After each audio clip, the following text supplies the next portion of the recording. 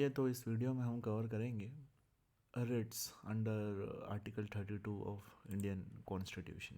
ठीक है, ये रहा उसका synopsis, introduction, nature, importance, power. 5 type की रिट्स होती है: habeas corpus, mandamus, certiorari, prohibition, quo warranto. Public interest litigation कैसे होती है आर्टिकल 32 के अंदर? Case law. आर्टिकल 32 और आर्टिकल 226 का डिफरेंस, कंक्लूजन। ठीक है, देखिए, इंडियन कॉन्स्टिट्यूशन का पार्ट 3 पर्सन्स को फंडामेंटल राइट्स देता है। ठीक है, fundamental rights basic human rights होते हैं जो कि इंसानों को एक अच्छी लाइफ जीने में हेल्प करते हैं। वो इंसानों की पर्सनालिटी को डेवलप करने में हेल्प करते हैं। वो डेमोक्रेसी को प्रोटेक्ट करते हैं।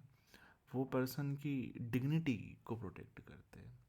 इसेंशली फंडामेंटल राइट बहुत ज़रूरी होते हैं इंडिविजुअल के लिए भी, डेमोक्रेसी के लिए भी और कंट्री के लिए भी। ठीक है, तो इंडियन कॉन्स्टिट्यूशन फंडामेंटल राइट देता है पार्ट 3 में। आर्टिकल 12 से लेकर आर्टिकल 35 डील करते हैं फंडामेंटल राइट्स। अच्छा, अब सिर्फ राइट्स दे देने से या लिख देने से कुछ नहीं होता, अनलेस आप एक प्रोसेस भी बताओ कि यदि ये राइट्स का उल्लंघन होता है, यदि इन राइट्स का वायलेशन होता है तो क्या किया जाएगा। वही प्रोसेस आर्टिकल 32 में दे रखी है। आर्टिकल 32 बोलता है कि यदि किसी भी पर्सन का फंडामेंटल राइट वायलेट होता है तो वो डायरेक्टली सुप्रीम कोर्ट के पास जा सकता है और सुप्रीम कोर्ट इनमें से कोई सी भी एक रिट पिटिशन इशू कर सकती है। कौन कौन से रिट इशू कर सकती है सुप्रीम कोर्ट?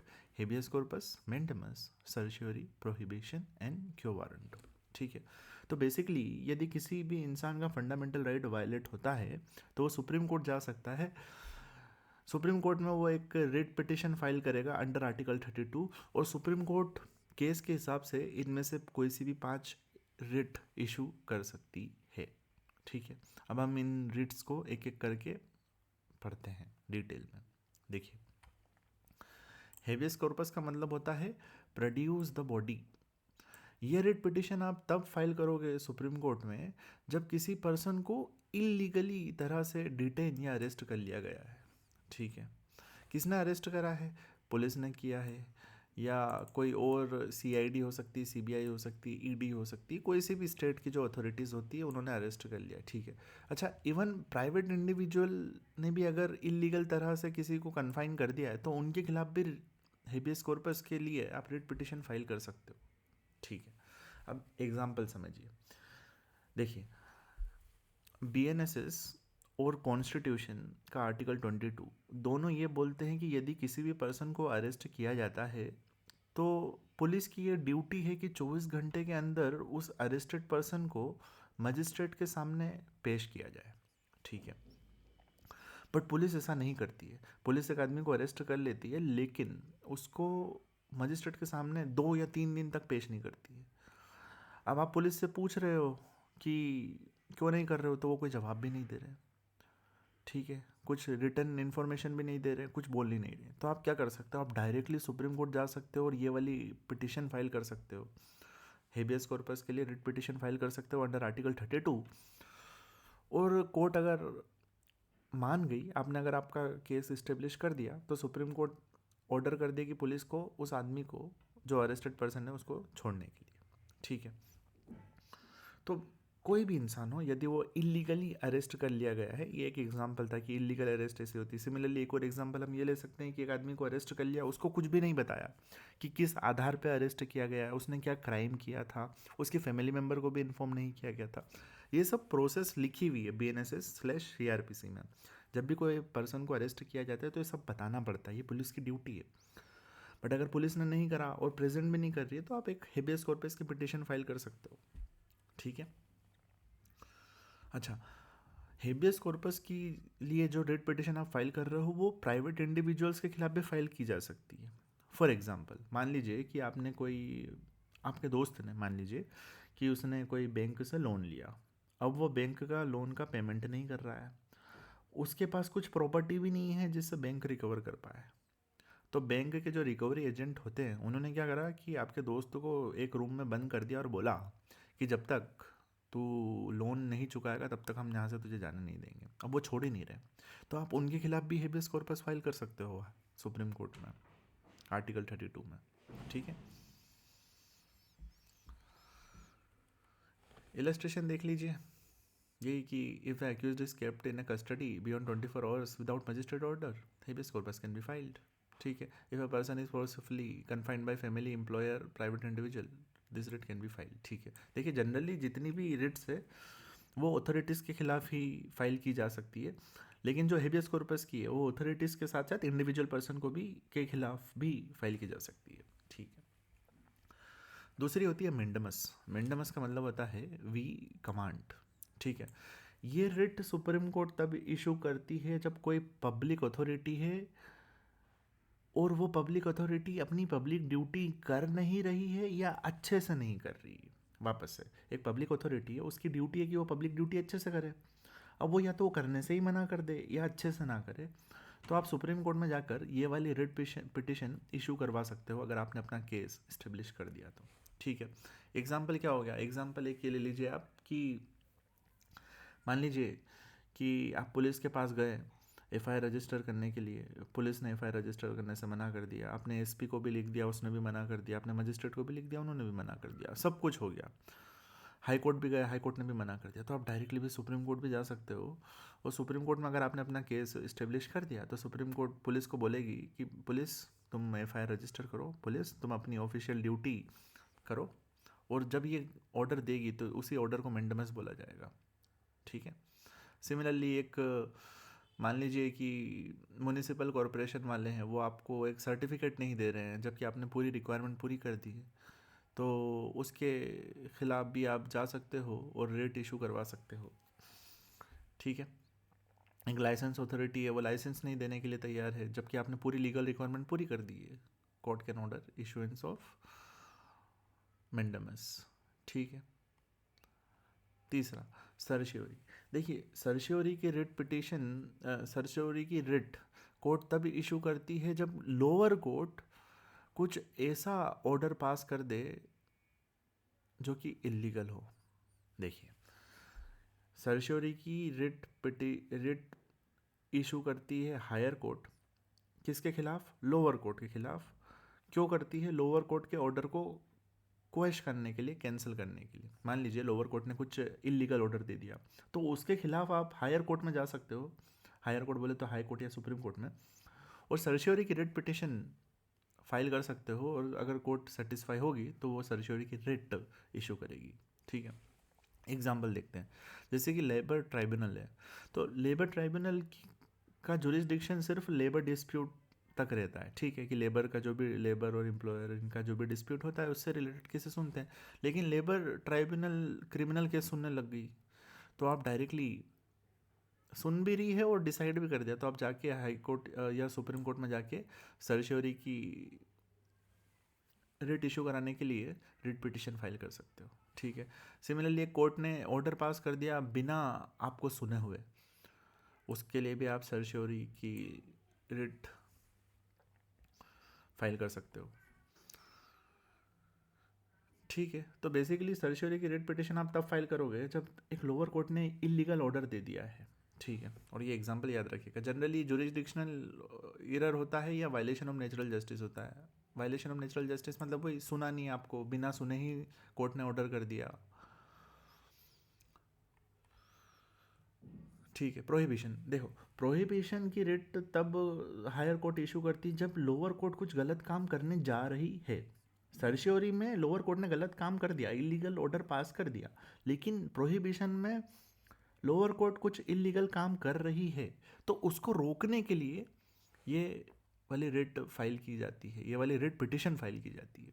ठीक है, issued to stop the lower court और tribunal from continuing illegal proceeding. ठीक है, कि टैक्स ट्राइब्यूनल ने डिसाइड करा है कि वो प्रॉपर्टी के डिस्प्यूट सुनेगी और सुनने लग गई है, तो आप जाकर प्रोहिबिशन की रिट पिटिशन फाइल कर सकते हो, और अगर सुप्रीम कोर्ट सेटिस्फाइड होगी तो वो प्रोहिबिशन की रिट इशू कर देगी।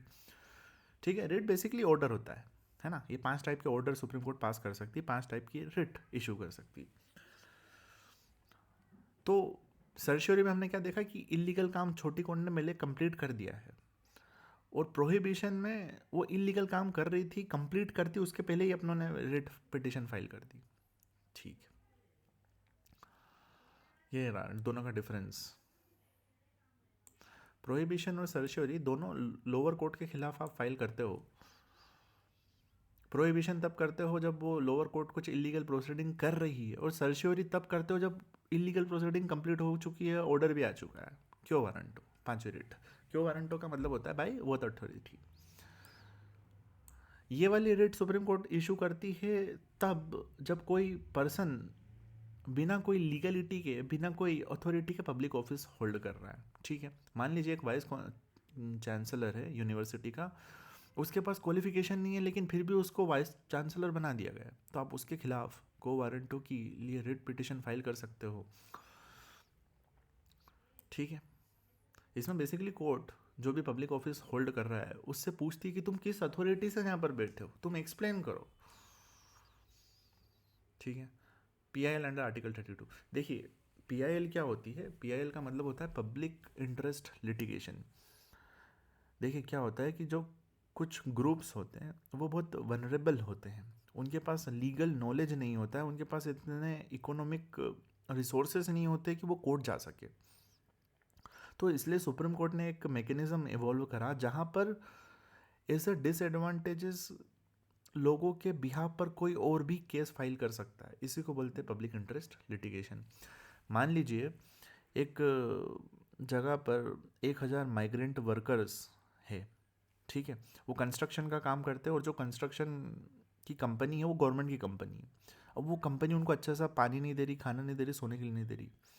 अब आपने ये देखा तो आप सुप्रीम कोर्ट में डायरेक्टली इन लोगों के बिहाफ पर PIL फाइल कर सकते हो। आपको उनकी परमिशन की भी ज़रूरत नहीं, आप बस जाके सुप्रीम कोर्ट में ये एक्सप्लेन कर दो कि ये लोग हैं यहाँ पर ये काम कर रहे हैं, ये बहुत गरीब है, ये लेबरर है, इनको अपने राइट्स के बारे में नहीं पता और इनका ऐसा फंडामेंटल राइट वायलेट हो रहा है। तो इसी को बोलते हैं PIL। मतलब जब आप पब्लिक के बिहाफ पर कोई पिटिशन फाइल करो तो उसे बोलते हैं पब्लिक इंटरेस्ट लिटिगेशन। वो भी आर्टिकल 32 में ही फाइल होती है। ठीक है, अब केस लो। पहला है Kesavananda Bharati versus state of Kerala. इसमें यह बोला गया था कि article 32 is a part of a basic structure. ठीक है, बेसिक स्ट्रक्चर बेसिकली कॉन्स्टिट्यूशन का वो पार्ट होता है जिसको पार्लियामेंट अल्टर अमेंड या मॉडिफाई तो अल्टर अमेंड या डिस्ट्रॉय नहीं कर सकता। ठीक है, देखिए कॉन्स्टिट्यूशन एक लिविंग ब्रीथिंग डॉक्यूमेंट है। इसका मतलब है कि वो टाइम के साथ इवॉल्व होता है, तो इसलिए उसके अंदर चेंजेस करना ज़रूरी है, और ये चेंजेस करने की पावर पार्लियामेंट के पास है, और ये कॉन्स्टिट्यूशन ने ही दे रखी है पार्लियामेंट को पावर।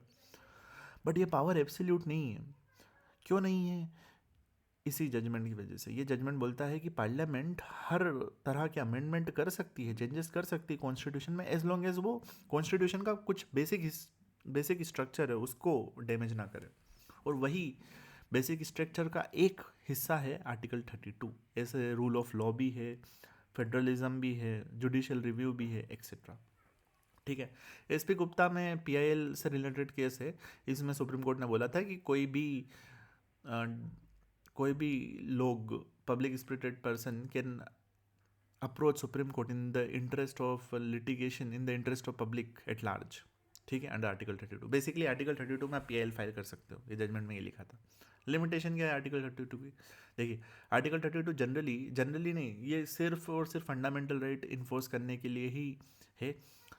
इसकी एप्लीकेबिलिटी रेस्ट्रिक्ट हो जाती है ड्यूरिंग इमरजेंसी। जब नेशनल इमरजेंसी लगती है ना, तो आर्टिकल 32 में बहुत सारे राइट्स होते हैं जिनको आप इन्फोर्स नहीं करा सकते हो एक्सेप्ट आर्टिकल 20 और 21। SC में refuse if alternate remedy available. इसका मतलब ये होता है कि देखिए क्या है कि सुप्रीम कोर्ट सबसे टॉप मोस्ट कोर्ट है कंट्री की। ठीक है, तो वहाँ पर ऐसे छोटे मोटे मैटर्स नहीं जाना चाहिए। तो जनरली क्या होता है कि सुप्रीम कोर्ट आर्टिकल 32 की पिटिशन तभी इंटरटेन करती है जब कोई और रेमेडी ना हो। इसका मतलब ये है कि मान लीजिए फॉर एग्जांपल, वही पुलिस वाला एग्जांपल हम लेते हैं कि पुलिस ने एफआईआर रजिस्टर करने से मना कर दिया, तो आप डायरेक्टली सुप्रीम कोर्ट नहीं जाओगे, पहले आप जाओगे एसपी के पास।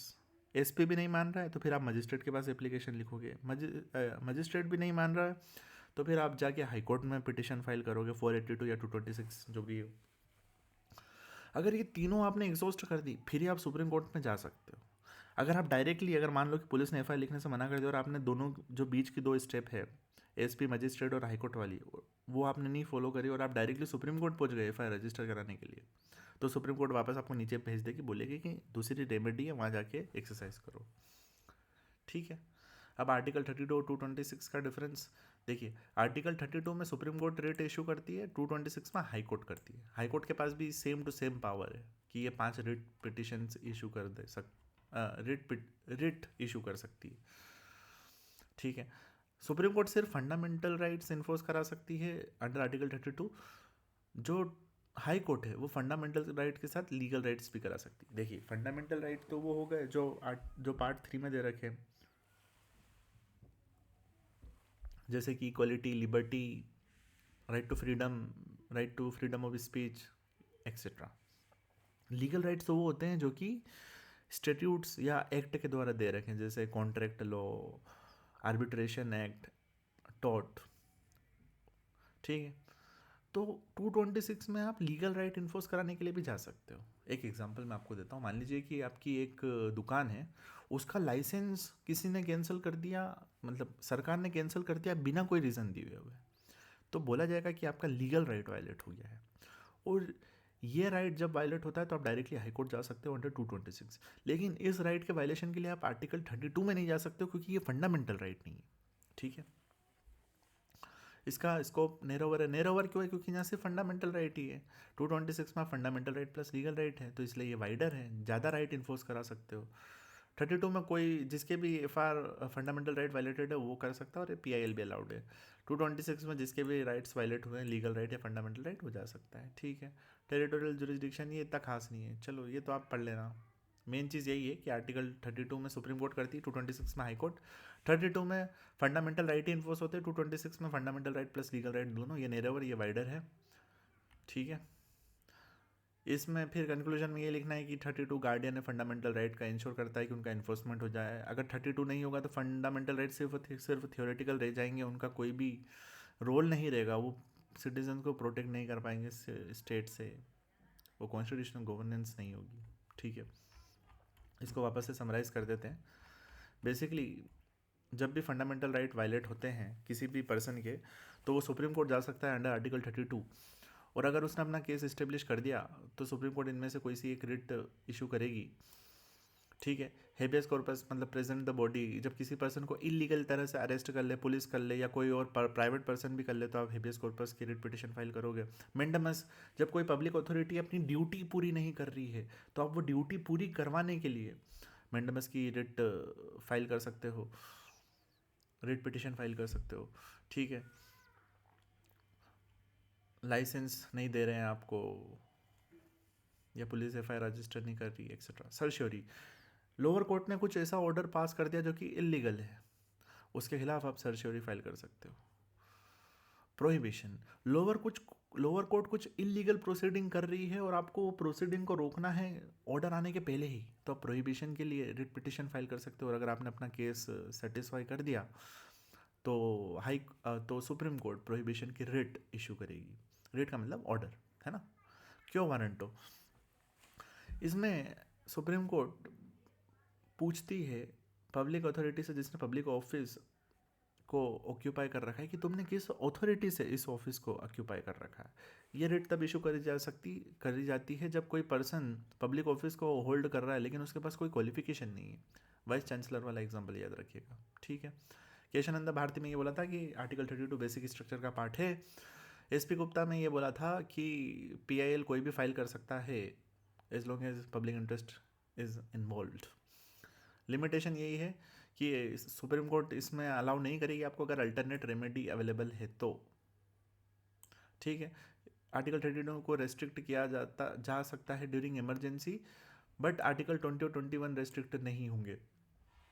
इसका मतलब क्या है? इसका मतलब ये है कि अगर नेशनल इमरजेंसी लग गई और सरकार ने आपके फंडामेंटल राइट वायलेट कर दिए तो आप आर्टिकल 32 में रेमेडी इन्फोर्स नहीं करवा सकते उनके खिलाफ, ठीक है, अनलेस जो आर्टिकल आपके वायलेट हुए हैं वो है आर्टिकल 20 और 21। अगर ये इमरजेंसी में सरकार ने 20 और 21 भी वायलेट कर दिया तो आप 32 में जा सकते हो, बाकी अगर दूसरे राइट्स वायलेट करें तो आप नहीं जा सकते हो, ठीक है। डिफरेंस पढ़ ही लिया हमने, supreme court, high court, fundamental right जहाँ पर लीगल राइट भी होते हैं और फंडामेंटल राइट भी होते हैं, ये नैरोवर है, ये वाइडर है। कंक्लूजन हो गया। With that this video is complete. मिलते हैं आपसे अब अगली वीडियो में।